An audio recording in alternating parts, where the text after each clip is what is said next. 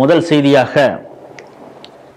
இந்து சமய அறநிலையத்துறை அமைச்சர் ரமேஷ் கடந்த சில நாட்களாகவே சில கோயில்களுக்கு போய் ஆய்வு செய்துட்டு வராரு. அதில் பிரசாத பண்டங்கள் எப்போ மேனுஃபேக்சர் பண்ணாங்க, ஏன் காலாவதியானதெல்லாம் இருக்குது, இதை எப்படி கிராஸ் செக் பண்ணுறீங்க, யார் சப்ளையர், அவர் என்னைக்கு டேட்டுக்கு போகிறாரோ அன்னைய டேட்லேயே அது வந்திருக்கு, இதெல்லாம் எப்படி நீங்கள் பார்க்குறீங்க அப்படிங்கிறதெல்லாம் கேட்டார். அது வீடியோக்கள் எடுத்து வைரல் ஆனது. பிறகு அவங்க கட்சிக்காரங்களே அங்கங்கே போய் செக் பண்ணுங்கலாம் சொன்னார். அது எந்த வகையில் சரிங்கிறது தெரியல. அது ஒரு பக்கம்.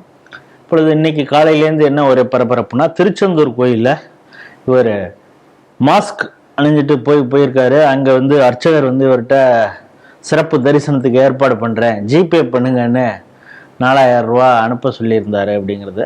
அப்புறம் அதை வைத்து இவர் அந்த ஐயப்பன்கிற அர்ச்சகரை அவர் தன்னார்வலராக அது வந்ததுனால தான் அவரை பூஜை செய்யக்கூடாதுன்னு சொல்லியிருக்கோம்.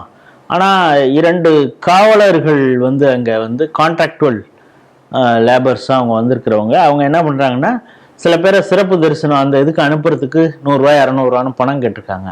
அவங்கள சஸ்பெண்ட் பண்ணியிருக்கிறதா சொல்லியிருக்காரு. இந்த நடவடிக்கையெல்லாம் சரி அப்படின்னு இந்து முன்னணி பாராட்டு தெரிவிச்சிருக்கிறது. அதே நேரத்தில் நீங்கள் ஒரு வெள்ளை அறிக்கையாக கொடுக்கணும். கோயிலில் அசையும் சொத்து அசையா சொத்து எவ்வளோ இருக்குது, குறிப்பாக இந்த காஞ்சிபுரம் பண்ணதெல்லாம் தங்க தகடே காணும் அப்படிங்கிறதெல்லாம் வருது. தங்கம் உருக்கப்பட்டது அது எந்த அளவுக்கு எவ்வளவு வந்திருக்குது, எவ்வளவு உருக்கிருக்காங்க, எவ்வளவு டெபாசிட்டா இருக்கு, இது போன்ற வெள்ளை அறிக்கையெல்லாம் விடணும். அதே போல ராமேஸ்வரம் கோயில், பல கோயில்களில் சொத்துக்கள், சிலைகள், தெய்வ திருமேனிகள்லாம் காணாமல் போயிருக்கு. அதை குறித்தெல்லாம் முழு அறிக்கை நீங்க விடுங்க.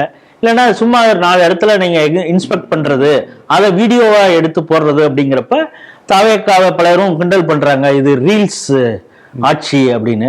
இல்ல, இது ரியலான ஆட்சின்னு நீங்க மக்களுக்கு ப்ரூவ் பண்ணணும்னா நாங்க கேட்கக்கூடிய இந்த விஷயங்களை நீங்க செய்யணும் அப்படின்னு இந்து முன்னோடைய மாநில தலைவர் காடேஸ்வரா சுப்பிரமணியம் அவர்கள் ஒரு அறிக்கையா வெளியிட்டிருக்காரு. இதை எப்படி பாக்குறீங்க?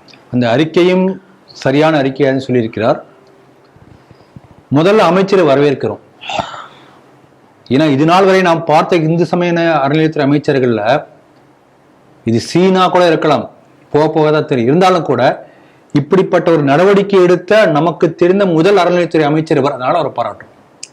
அதனால ஒரு பயம் கொஞ்ச நாளைக்காவது இருக்கும். குறைந்தபட்சம் கொஞ்ச நாளைக்கு இந்த மாதிரி தில்லுமுள்ளு பண்ணக்கூடாது என்கின்ற நிலைமை அடிமட்டத்துல கொஞ்சம் வந்திருக்கும். அட்லீஸ்ட் இனிமே மாஸ்க் போட்டு வரவங்க எல்லாம் யாருன்னு ஒரு பயம் இருக்கும். மாஸ்க் போட்டு வர்றது யாரு என்று ஒரு பயம் வரும். ஆனா என்னன்னா, இது ஒரு புதிய ஒரு விஷயம் ஒன்றும் கிடையாது. அது மாஸ்க் போடாமலே போனாலே அப்படிதான் நடக்கும் அப்படின்னு பலரும் சமூக வலைதளங்கள்ல போடுறாங்க.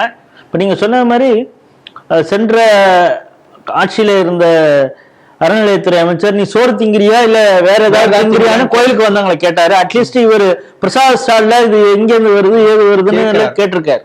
அதனால அவரை பாராட்டுற. நம்முடைய நாட்டை ஆண்ட மன்னர்கள், நான் 1947 நமக்கு சுதந்திரம் கிடைச்சது என்பது நம்முடைய வரலாறு படிக்கிறோம். அதுக்கு முன்பு எத்தனை 1000 ஆண்டு கால வரலாற்றுல நம்ம நாட்டில் ஆண்ட அத்தனை மன்னர்களுமே இப்படித்தான் ஆட்சி நடத்திருக்காங்க. அதுக்கு பேர் நகர்வலம்னு பேர். இரவு நேரத்துல மாறு வேஷத்துல போய் ஒவ்வொரு செக்மெண்ட், இன்னைக்கு இந்த தெருவில் போனோம், அன்னைக்கு எந்த தெருவில் போனோம், இப்படி போய் மக்கள் என்ன பேசுறாங்க, என்ன குறை இருக்கு, நேரடியா போய் அவர் ரிப்போர்ட் வாங்குவார். இன்னொருத்தர் கொடுக்க ரிப்போர்ட் இல்லை. ராமாயணத்திலே பார்க்கணும் இல்லையா, ராமரே நகர்வலம் போகும்போது ஒரு மன்னான் பேசுறது கேட்கிறார்.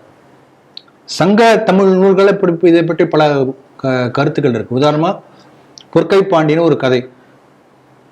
அந்த ஊர், அந்த ராஜாவுடைய அரண்மனையில ஒருத்தர் வெளிநாட்டுக்கு போயிட்டான். அவன் நகர்வலம் போகும்போது ராஜா அதை கேட்கிறார். அந்த பெண் நான் எப்படி தனியா இருப்பேன், நீங்க ஃபாரின் போயிட்டு வர வரைக்கும், நம்ம ராஜா இருக்கார் பார்த்துக்க மாட்டாரா, ஏன் கவலைப்படுற அப்படி சொல்லிட்டு அவன் ஊருக்கு போயிடுறான். இதை ராஜா கேட்டு தினசரி என்ன பண்றாருன்னா, அந்த வீட்டு தினசரி போவாராம் ஒரு ராஜாவுக்கு வரணுமான்னு. ஆனா பர்சனல் ரெஸ்பான்சிபிலிட்டி எடுத்து வராரு. ஆனா இப்ப இருக்கிற ஆட்சியாளரும் வருவாங்க, வேற அவர் ஃபாரின் போயிட்டாரு, வேற நோக்கத்துக்கு வருவாங்க. அப்படி வந்து கொண்டே இருக்கும்போது ஒரு நாள் அந்த வீட்டுல ஒரு ஆண் குரல் கேட்குது. இவர் திடுக்கிட்டு போய் என்ன பண்றாரு, போய் கதவை தட்ட போறாரு. தட்டிட்டார். தட்டும் போது அந்த அந்த பெண்ணுடைய குரல் ஆண் குரல் 2 பேரும் சேர்ந்து கேட்குது. யாரு அப்படின்னு. உடனே தவற உணர்ந்து என்ன பண்றாருன்னா, ஊரையும் திரும்பி வந்துட்டாரு. ஆனா நம்ம கதவை தட்டி இருக்கோம். அப்ப அந்த ஆள் தப்பா நினைச்சிட்டா என்ன பண்றது இந்த பெண்ணை பத்தி.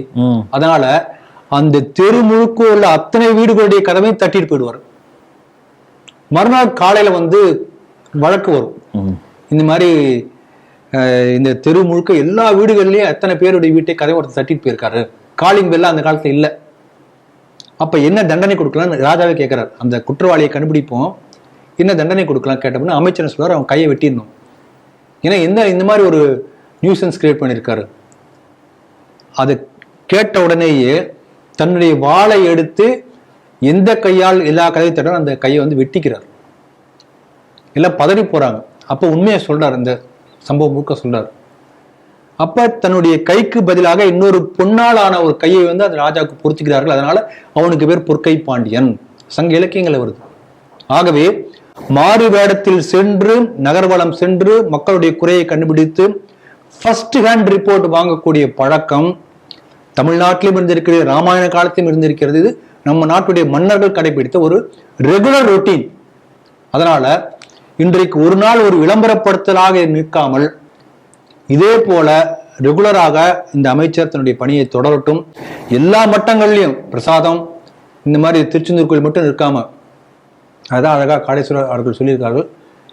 அதே திருச்செந்தூர் கோயில்ல வந்து முறைகேடு நடந்ததற்காக ஒரு காலம் இன்னும் வந்து டிபி ஜெயக்குமார் போராட்டம் பண்ணி அதையும் இது கேட்கல. அப்ப அதாவது சிசிடிவில பதிவாகுது, கட்டுக்கட்டா பணம் எடுத்து போறாங்க. அது வந்து அவங்க வெளியில இருந்து நிர்ணயிக்கப்பட்ட ஆள், நியமனம் செய்யப்பட்ட ஆள். அவங்க அங்க இருக்கக்கூடிய ஸ்டாஃப்ல எவ்வளவு கேஷுவலா எடுத்துட்டு போறாங்க அப்படிங்கறதெல்லாம் கூட பதிவாயிருக்கு. அதனால இந்த அளவுக்கு வந்து மோசடி நடந்து கொண்டிருக்கிறது. இந்த திருச்செந்தூர் கோயில் மட்டுமல்ல, ராமேஸ்வரம் கோயில்ல, திருவண்ணாமலை கோயில்ல போலி டிக்கெட்டுகள் அடித்து விற்பனை செய்து அதை பற்றி பலமுறை கடந்த திமுக ஆட்சியில பலமுறை எல்லா செய்தித்தாள்களை வந்திருக்கிறது. சிடிவி ஒரு ஃபுல்லா அந்த ஒரு பிளேலிஸ்ட் நம்மளது பார்த்துட்டாலே போதும். ஆமா, ஏகப்பட்ட நூற்றுக்கணக்கில் இருக்கு. அதனால இவை எல்லாவற்றையும் கருத்தில் கொண்டு முழு நடவடிக்கை எடுக்க வேண்டும் என்று நாம் கேட்டுக்கிறோம். அப்படி எடுத்தால்தான் உண்மையான அக்கறை இருக்கிறதா அர்த்தம். இல்லாட்டி இப்ப பாருங்க, நூற்றுக்கணக்கான சாராய கடைகளை மூடுகிறேன் என்று அறிவிப்பு வந்தது. எந்தெந்த கடை மூடாங்க நமக்கு தெரியல. நம்பர் ஒன்று சொல்லிட்டாங்க, அது எந்த கடையும் நமக்கு லிஸ்ட் ஒன்றும் வரல. ஆனா பாத்தீங்கன்னா மூடப்பட்ட, அதே போல சொல்ல மூடப்பட்ட 2 கடைகள் சேலம் மாவட்டத்தில் ஓமலூர் இருக்க தனியார் கொடுத்துருக்காங்க. கடை மூடியாச்சு இல்லை, நான் சொல்லிட்டேன், ஆனா தனியார். ஆகவே இந்த மாதிரி ஏமாற்றுவதற்காக அல்லது ஒரு ரீல் மோகத்துக்காக அல்லது ஒரு விளம்பரத்துக்காக இப்படி செய்வதற்காக ஒரு நடவடிக்கையாக இல்லாமல் உண்மையான ஆக்கப்பூர்வமான நடவடிக்கை எடுக்க வேண்டும் என்பதை காடேஸ்வரர் அவர்கள் சொல்லியிருக்கிறார்கள். அதை செய்கிறாரா என்று பார்ப்போம். அதே போல இந்த அமைச்சர் எடுத்து வரக்கூடிய இதே நடவடிக்கைகளை போல தவைக்கால் உள்ள மற்ற எல்லா அமைச்சர்களும் அவர்களுடைய எல்லா துறைகளிலும் இதே போல செயல்பட வேண்டும் என்று நம்முடைய விருப்பம். தாவேக்கா வந்து ஒரு வித்தியாசமான நல்ல மாற்றத்தை தரக்கூடிய கட்சி என்ற பெயரை எடுத்தால் அதில் எல்லோருக்கும் சந்தோஷம், எனக்கும் சந்தோஷம். பார்ப்போம்.